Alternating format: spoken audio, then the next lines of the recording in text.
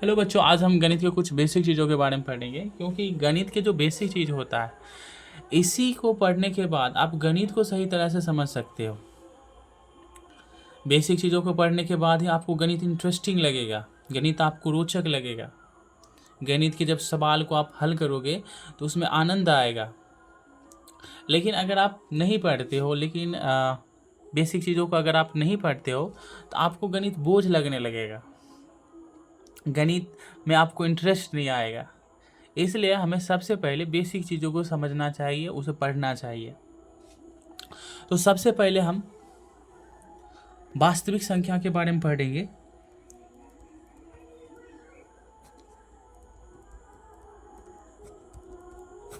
तो देखो वास्तविक संख्या क्या होता है।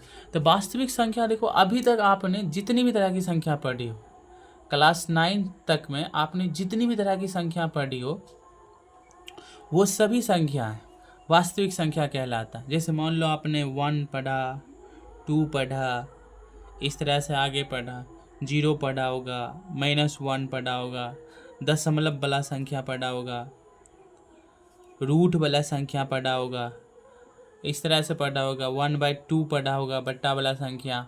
तो ये सभी संख्या, ये जितना भी संख्या है, ये सभी संख्या वास्तविक संख्या कहलाता है। लेकिन जब परिभाषा देना हो तो आप ऐसे तो नहीं दे सकते हो कि इस तरह से परिभाषा तो नहीं दे सकते हो। तो इसके लिए इस तरह से परिभाषा देना इसका कि वास्तविक संख्या जो है, परिमेय और अपरिमेय संख्या के समूह को वास्तविक संख्या कहते हैं। ये परिभाषा लिख लेना है, ठीक है। और अब यहाँ पर एक सवाल आता होगा मन में कि परिमेय और अपरिमेय संख्या क्या है। इसको हम आगे डिटेल से अध्ययन करेंगे, इसके बारे में पढ़ेंगे। इससे पहले हमको पढ़ना है वास्तविक संख्या के प्रकार। तो देखो, जितना भी वास्तविक संख्या उसको दो कैटेगरी में बांटा गया है, उसको दो भागों में बांटा गया है। फर्स्ट परिमेय संख्या और दूसरा अपरिमेय संख्या। तो परिमेय और अपरिमेय क्या है, तो इसको समझते हैं। तो देखो, परिमेय संख्या क्या होता है, वैसी संख्या जो p/q के रूप में हो और जहां p तथा q पूर्णांक होना चाहिए और q इक्वल टू नॉट 0 होना चाहिए। तो अगर कोई संख्या इस नियम को फॉलो करता तो उसको हम परिमेय संख्या कहेंगे। और यहाँ पर पूर्णांक जो है, पूर्णांक होता है 0, 1, 2, 3, 4, इस तरह की संख्या होता है। और इधर -1, -2, -3, इसी तरह आगे। तो ये जो संख्या है इसी को हम कहते हैं पूर्णांक कहते हैं, और इसको जेड से सूचित किया जाता है। तो परिमेय संख्या किसे कहते हैं, तो परिमेय संख्या वैसी संख्या को कहते हैं जो p/q के रूप में हो और p मतलब इसके इस बटा के ऊपर और नीचे दोनों पूर्णांक होना चाहिए और q के बराबर 0 नहीं होना चाहिए। अगर ऐसा है तो उसको हम परिमेय संख्या कहेंगे, और अगर नहीं है ऐसा तो उसको हम अपरिमेय संख्या कहेंगे, ठीक है। जैसे एग्जांपल से देखो, जैसे मान लो 1/2 लिखा है।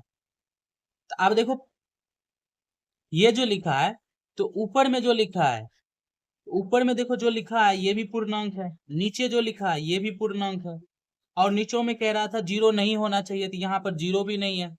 इसलिए ये जो संख्या है 1/2 जो है, ये पूर्णांक हो, ये जो होगा परिमेय संख्या होगा, ठीक है। और जैसे नेक्स्ट आगे देखो, जैसे 3/10। अब देखो ये परिमेय है कि नहीं है, तो यहाँ पर देखो 3 जो है ये पूर्णांक है, और यहाँ पर 10 जो है ये भी पूर्णांक है, और नीचों में 0 भी नहीं है, इसलिए इसको हम परिमेय संख्या कहेंगे। नेक्स्ट जैसे और देखो, जैसे मान लो यहाँ पर 2/3 लिखा हुआ है। तो आप देखो ये जो संख्या है, 2 जो लिखा हुआ है, 2 जो है ये भी पूर्णांक है और ये भी पूर्णांक है, इसलिए इसको भी हम परिमेय संख्या कहेंगे, ठीक है। और नेक्स्ट देखो, जैसे 2 लिखा है, आप कहोगे 2 तो p/q के रूप में है ही नहीं। लेकिन देखो 2 को हम ऐसे भी तो लिख सकते हैं, 2/1 लिख सकते हैं। इसे भाग, एक से भाग देने पर कोई फर्क नहीं पड़ता है। तो आप देखो 2/1 जो है, ये भी पूर्णांक है और ये भी पूर्णांक है, नीचे में 0 नहीं है, इसको हम परिमेय संख्या कहेंगे। और भी देखो संख्या, जैसे जैसे √4 ले लेते हैं। तो अब √4 जो है, इसको देखो हम इस तरह से लिख सकते हैं, इसका पहले वर्गमूल निकालना, तो वर्गमूल निकालोगे तो 2 आएगा। अब 2 को हम लिख सकते हैं 2/1 लिख सकते हैं। अब देखो ये उसी तरह इस रूप में आ गया, इसलिए ये भी जो होगा हमारा परिमेय होगा। ठीक है, और भी देखो जैसे संख्या, जैसे √2/5 लेते हैं। अब क्या ये परिमेय संख्या है? तो देखो ऊपर में जो, जैसे देखो ऊपर में जो संख्या है ये तो पूर्णांक नहीं है, लेकिन नीचे में देखो ये पूर्णांक है। तो परिमेय संख्या कहता है ऊपर भी पूर्णांक होना चाहिए, नीचे भी पूर्णांक होना चाहिए, और नीचे में 0 भी नहीं होना चाहिए, तब उसको हम परिमेय संख्या कहते हैं। लेकिन यहाँ पर नीचे में पूर्णांक है और ऊपर में पूर्णांक नहीं है, इसलिए इसको हम परिमेय संख्या नहीं कहेंगे, बल्कि इसको अपरिमेय संख्या कहेंगे। तो ये अपरिमेय संख्या है। और भी संख्या देखो, जैसे मान लो यहाँ पर लिख दिया √2/√3 लिख दिया। अब ये संख्या देखोगे, अगर √3/2 देखोगे तो यहाँ पर देखो √2 ये भी पूर्णांक नहीं है, और ये भी √3 जो है ये भी पूर्णांक नहीं है, इसलिए ये भी जो संख्या होगा ये अपरिमेय संख्या होगा।